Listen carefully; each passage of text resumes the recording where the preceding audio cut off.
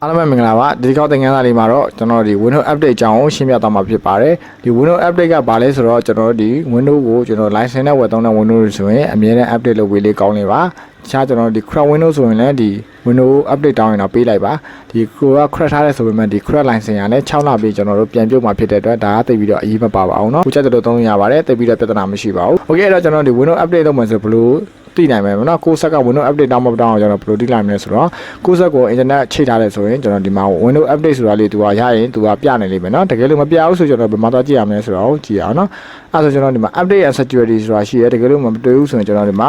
Windows update ဆိုပြီးတော့ရချလိုက်ပါ Windows update setting ရှိပါနော်ဒီထဲဝင်လိုက်ပါโอเคဒီထဲရောက်ပြီဆိုကျွန်တော်ဒီမှာဒီသူက Windows update ကိုသူက search လုပ်နေမယ်เนาะဒီမှာဆိုကျွန်တော်တို့ဒီမှာကြည့်လိုက်ပါဒီ loading လေးပြီးပြီးတော့သူက search လုပ်နေရပါเนาะဒီမှာကျွန်တော်တို့ဒီသူရဲ့ lower တဲ့ file ကိုသူက download ချနေရပါเนาะဒီလိုမျိုးလုပ်လို့ရတယ်သို့မဟုတ်ကျွန်တော်တို့ကဒီမှာ fashion မှာအလုပ်လုပ်ဆိုပြီးသူကကျွန်တော်တို့အချိန်နဲ့တတ်မှတ်ပေးလို့ရတယ်ဗောနော်ဒီမှာကျွန်တော်တို့ advanced options ဆိုတာရှိရဲဒီတဲဝင်လိုက်မယ်ဆိုကျွန်တော်ဒီမှာ Windows update တွေပါတယ်ကျွန်တော်တို့မှာပိတ်လို့ရတဲ့နေရာတွေတော့ရှိတာဗောနော်ခြားပိတ်နေရရှိပါတယ်သို့ပေမဲ့ကျွန်တော် Windows update ကိုကျွန်တော်ပိတ်တာတော့ recommend မပေးဘူးဘာလို့လဲဆိုတော့ကျွန်တော်ဒီ Windows update ပိတ်တာမကောင်းအောင်ဗောနော်ခုဆက်မှာဒီ virus တွေပါတယ်ဆိုကျွန်တော် Windows update ပေးရင်ကျွန်တော်ဒီ virus protection တွေကပိုကောင်းလာဖြစ်တယ်ကျွန်တော်ကတော့ update ပိတ်တာကိုအမပေးပါဘူးနော် okay အဲ့တော့ကျွန်တော်ဒီမှာကြည့်ပါဆိုရင်သူကဒီ lower တဲ့ file ကိုသူကဒီမှာ0%ကနေကျွန်တော်တို့စပြီးတော့download ချနေပြီဗောနော်ဒီအောက်မှာဆိုကျွန်တော် appending install ဗောနော်ဒါသူကဒီ security update ဗောနော် security update လုပ်ပေးတာဒီမှာ Microsoft Visual Studio ကိုကျွန်တော်2008ကို Service Pack ကိုကျွန်တော်တို့က update ပေးတယ်ဗောနော်ဒီမှာ install ဒီ3ခုက .NET frame တွေပါတယ်ကျွန်တော်တို့ဒီမှာ install လုပ်လို့ရပြီဗောနော်ဒီမှာ Visual Studio 2010 Service Pack ကကျွန်တော်တို့ install လုပ်လို့ရပြီဖြစ်ပါတယ် okay ဒီမှာဆိုကျွန်တော်ဒီမှာသူ့ရဲ့ version ဗောနော်သူ့ရဲ့ version ကကျွန်တော်1909ဗောနော်64 bit ရှိတယ်သူ့ရဲ့ဒီ .NET frame 3.5 နဲ့ 4.8 ကိုကျွန်တော်တို့က update ပေးနေရဖြစ်ပါတယ်နော်100%လုံးပြည့်ပြီဆိုရင်ကျွန်တော်တို့ restart လုပ်လို့ရပါပြီเนาะဒါကကျွန်တော်တို့ဒီ Windows update ကြောင်းရှင်းပြတာဖြစ်ပါတယ်ဒီ Windows update ကလည်းကျွန်တော်တို့အားလုံးအတွက်အဆင်ပြေပါတယ် update ကိုရေးရတာပေးပါเนาะတိတ်ကြောက်စရာမလိုပါဘူး okay ကျွန်တော်100%လုံးပြည့်ပါပြီဒီမှာ installation ပြန်စပြီပေါ့เนาะ0% installation စနေပြီဒါတော့ကျွန်တော်ဒီကိုဆက်ကတခါမှ Windows update မပေးဘူးကျွန်တော်တို့ပိတ်ထားတယ်ဆိုရင် internet မသုံးဆိုရင်ပထမဆုံးစဖွင့်လိုက်ခြင်းမှာကျွန်တော်တို့ဒီ Windows update ကတားများတယ်ပေါ့နော်များတယ်ကျွန်တော်တို့ file တွေကတော်တော် download ချရတယ် download ချရကျွန်တော်ဒီကိုကတခါမပေးဘူးဆိုရင် 1K 2K လောက်တခါကျွတ်သွားရင်ကျွတ်သွားလိမ့်မယ်နော် internet ကောင်းရင်တော့မြန်တာပေါ့နော် internet မကောင်းဆိုကျွန်တော်တို့တော်တော်လေးကိုဘေးကုန်းလေးပဲပေါ့နော်အဲဒါပဲကျွန်တော်ဒီ Windows update အမြဲတမ်းပြီးတဲ့ခါကျကျွန်တော်တို့ဘယ်လောက်မှမကြတော့နော်အမြဲတမ်းကိုက internet ဖွင့်နေတယ် update တောင်းရင်ကျွန်တော်တခါတည်းသူကဒီနည်းနည်းသူက update လုပ်သွားတယ်ဆိုရင်ဒါဘာမှမကြပါဘူးเนาะโอเคအဲ့တော့ကျွန်တော်တို့ဒါလေးကိုနည်းနည်းစောင့်လိုက်ရအောင်เนาะ Windows update ကိုစလုပ်တဲ့အခါမှာလည်းကျွန်တော်ကကိုယ်ဆက်ကဒီ Windows အခုမှစတင်ထားတာဆိုရင် Windows update လုပ်လိုက်လို့ရှိရင်သူရဲ့ driver တွေလည်းကျွန်တော်တို့ install လုပ်တယ်ဒီဟာလည်းကျွန်တော်တို့အားသာချက်တစ်ခုဖြစ်ပါတယ်သူခြား driver တွေ run စရာမလိုဘူးပေါ့เนาะ run စရာမလိုဆိုပေမဲ့ကျွန်တော် .NET frame တို့ခြားကျွန်တော်ဒီ Visual Studio double plat တွေတော့ကျွန်တော် run ပေးရပါတယ်ဒါတွေမ run တော့မရဘူးပေါ့เนาะခြားကျွန်တော် shift set တွေ audio တွေကြတော့သူကသူတခါတည်း update လုပ်သွားပေးတာအရင်ကောင်းပါတယ်เนาะအဲ့တော့ကျွန်တော်ဘယ်လိုသိနိုင်လဲဆိုကျွန်တော်ဒီကမှာဒီသူရဲ့ manage setting ဆိုတာရှိပါတယ်ကျွန်တော် Windows ကြီး regulate ထားလိုက်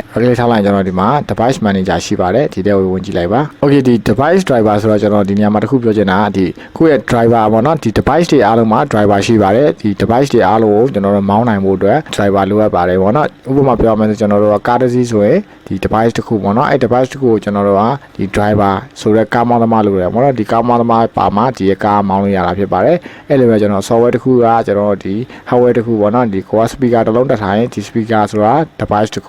ုသူရဲ့ speaker ကိုကျွန်တော် mount နေဖို့ driver လိုပါတယ်အဲ့လိုပါပဲကျွန်တော်ဒီ device တွေအားလုံးရဲ့ driver ဆိုတာလိုနေမှာဖြစ်ပါတယ်เนาะကျွန်တော် keyboard နဲ့ mouse နဲ့ဒါတွေကလိုမှာဖြစ်ပါတယ် mouse ဒီမှာကျွန်တော်ကြိုးထိုးလိုက်တယ်ပေါ့နော် computer ကိုကြိုးထိုးလိုက်လို့ရှိရင်ကျွန်တော်ဒီ device ကကျွန်တော်တို့ driver auto သိသွားတာဖြစ်ပါတယ်ဘာလို့လဲဆိုတော့ကျွန်တော်ဒီကိုယ်ဆက်မှာဒီ mouse တွေထိုးလိုက်လို့ရှိရင်သူကအတန်လေးမြည်တယ်ဗောနော်အတန်လေးမြည်လာတယ်အဲ့အတန်လေးမြည်လာသူ driver သိပြီဆိုတာကိုပြောတာဖြစ်ပါတယ်ပင်တာတွေကြိုးထိုးလိုက်မယ်ဆိုရင်ကျွန်တော်တို့ဒီမှာသူ့ရဲ့နှရက်တက်ထားတာဖြစ်ဖြစ်ကျွန်တော် speaker တက်ထားတာဖြစ်ဖြစ်ကျွန်တော်တို့အတန်လေးကြားမှာဖြစ်ပါတယ်နော်ဒါတော့သူ့ရဲ့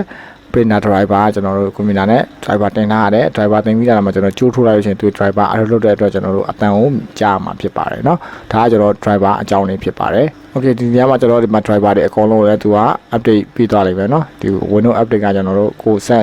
တင်ရင်းဆိုရင်ဒီ update နေရာမှာအားလုံးကအလုပ်လုပ်တော့မှာဖြစ်ပါတယ်เนาะအဲဆိုကျွန်တော်ဒါလေးကိုပြန်ပေးလိုက်မယ်ဟိုကျွန်တော်ဒီ Windows update download ချတာအကုန်လုံးပြီးသွားရင်ကျွန်တော်ဒီရောက်မှာဒီ restart ဆိုတော့ pause လေးကြာလာလိမ့်မယ်ပြီးကျွန်တော် okay button လေးပါတယ် restart button လေးပါတယ်ပေါ့เนาะဒီ restart ချလိုက်လို့ကျွန်တော်တို့စက္ကန့်လုံးက restart ချပြီးတော့ပြန်တက်လာမှာဖြစ်ပါတယ်ဟုတ်ကဲ့အဲ့တော့ဒီလို pause လေး မကြောက်ဆိုကျွန်တော် setting ထဲမှာလည်းဘယ်လိုပေါ်လဲဆိုတော့ချက်သွားကြည့်လိုက်အောင်နော် okay ဒီထဲမှာကျွန်တော်ဒီမှာ update ဆိုတာလေးမဝါနေပါတော့ဒီဟာလို့တစ်ချက်နဲ့ကြည့်လိုက်မယ်အဲဆိုကျွန်တော်ဒီမှာကြည့်လိုက်ပါဒီမှာ restart တော့ကွာပါနော်ဒီမှာ restart လုပ်လို့ရနိုင်ပါတော့ဒီရောက်မှာကျွန်တော်တို့ schedule restart ပေါ့နော် restart ကိုကျွန်တော်တို့အချိန်နဲ့ restart ချလို့ရတယ်ဘယ်ချိန်မှာကျွန်တော် restart ချမယ်ပေါ့နော်ဒီမှာ restart now ဆိုတာလေးပါတယ်ဒါလည်းကျွန်တော်တို့ restart now နေလာလို့ရှိရင်ချက်ချင်း restart ကြာလာမှာဖြစ်ပါတယ်เนาะ okay အဲ့တော့ကျွန်တော်ဒါကိုပြန်ပြီးတော့ထွက်လိုက်မယ်ပြီးကျွန်တော်ဒီမှာ power button လေးကိုချက်ကြည့်လိုက်မယ်ပေါ့နော် power လေးမှာဆိုတော့ကျွန်တော်ဒီမှာ power လေးကိုတစ်ချက်နှိပ်လိုက်မယ်ဆိုရင် notice လေးပြနေရပါတော့ update and shutdown ပေါ့နော်ကျွန်တော် update လုပ်နေတခါလေး shutdown ချမယ်နောက်တစ်ခုကကျတော့ဒီမှာ update and reset ပေါ့နော်ဒါကကျွန်တော်တို့ဒီ update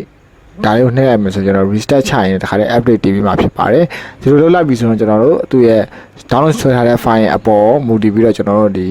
ကြာလာမြန်လာတော့ရှိလိမ့်မယ်เนาะကိုယ့်ရဲ့ set ပေါ်လည်းမူတည်ပါတယ်โอเคအဲ့တော့ကျွန်တော်တို့ဒါလေးကိုနှိပ်လိုက်မယ်ဆိုရင်ဒီ restart file လေးကိုကြာလာမှာဖြစ်ပါတယ်เนาะအခါကျရင်ကျွန်တော်တို့ဒီ power ပြဖို့ပြီဆိုရင် Windows up to date ဆိုတာလေးကိုတွေ့ရမှာဖြစ်ပါတယ်โอเคအဲ့ဒါဆိုရင်ကျွန်တော်တို့ restart ချလိုက်အောင်ဒီမှာသူ့ရဲ့ password တွေတွားနေတယ်ကျွန်တော်တို့ဒီအောက်မှာလည်းပြလာတာပေါ့เนาะ don't turn off your computer ပေါ့เนาะโอเคကျွန်တော် restart ချပါပြီကျွန်တော်ကွန်ပျူတာကိုတွားပြီးမပိတ်ပါနဲ့เนาะ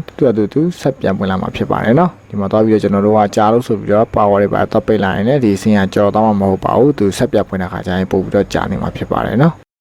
โอเคအဲ့ဒါသူရဲ့အလုပ်တွေပြန်ပြီးတော့ဆက်လုပ်နေမှာဖြစ်ပါတယ်โอเคကျွန်တော်ဒီမှာဒီ update လုပ်တာဒီ software တစ်ခုပဲပါတယ်ပေါ့เนาะအဲ့တော့ကျွန်တော်တို့ကတိတ်ပြီးတော့အချိန်မကြာတာဖြစ်ပါတယ်ဒီ set ကိုဖွင့်ကြည့်လိုက်အောင်เนาะโอเคအဲ့တော့ကျွန်တော်ဒီ set ထဲရောက်ပြီဆိုရင်ကျွန်တော်ဒီထဲမှာ setting တွေကိုနောက်တစ်ခါသွားကြည့်အောင်เนาะဒီမှာဆိုရင်ကျွန်တော်ဒီမှာ Windows update နေရာမှာကျွန်တော်စိမ့်သွားပြီဖြစ်ပါတယ်ဒါကိုတစ်ချက်ကျွန်တော်နှိပ်ကြည့်လိုက်မယ်ပေါ့เนาะโอเคဒီမှာပြနေနေမယ်ကျွန်တော်တို့ you are up to date ပေါ့နော်မြန် Windows ကအားလုံး Windows က up to date ဖြစ်ပြီးသားဖြစ်ပါတယ်ဒီမှာ feature up to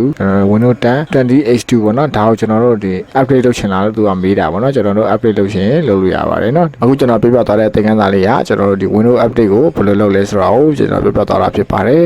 အဲ့တော့ကျွန်တော်တို့ Windows update လုပ်မယ်ဆိုရင်အရေးကြီးတဲ့အကြောင်းအရာကကျွန်တော်တို့ internet ဖွင့်ထားမှာဖြစ်ပါတယ် internet ချိန်ထားမယ် internet wifi တို့မဟုတ်ရင်လည်း single နဲ့တော့ internet live ဆွဲအကောင်းမှအဆင်ပြေမှာဖြစ်ပါတယ် power ပိတ်တဲ့ခါကျရင်လည်းသူကဒီ power မပိတ်နေတော့သူကပြောထားတယ်ပေါ့နော်အခါကျကျွန်တော်တို့မပိတ်ဖို့လိုပါတယ်ကိုယ့် laptop ကကျွန်တော်တို့ဒီ battery အားမခံဆိုရင် power ကျိုးတစ်ခါလည်းထိုးထားဖို့လိုပါတယ်ဖုန်းတွေမှာ update လုပ်တာနဲ့အတူတူပဲဖြစ်ပါတယ်เนาะဒါကျွန်တော်တို့ကစိုးရင်လည်းဟာဆက်ပါဖြစ်သွားပြီလည်းမသိဘူးဆိုကျွန်တော်တို့ကဒီ update လုပ်နေတာကို powerပိတ်လိုက်တယ်ပေါ့နော်ကြားတယ်ဆိုပြီးတော့ကျွန်တော်တို့လောက်တတ်တယ်အဲ့လိုလောက်လာလို့ရှိရင်ကျွန်တော်တို့ဒီဆက်ပြန်ဖွင့်တဲ့ခါကျရင်လည်းဒါကပို့ပြီးတော့ကြာနေမှာဖြစ်ပါတယ်တချို့ Windows တွေဆိုရင်အဲ့ဒါဖြစ်ပြီးတော့ကျွန်တော်ပြန်မတက်ပဲနဲ့ Windows အသစ်ပြန်တင်ရတဲ့အခြေအနေရှိပါတယ်ဒါကကျွန်တော်တို့ဒီကိုက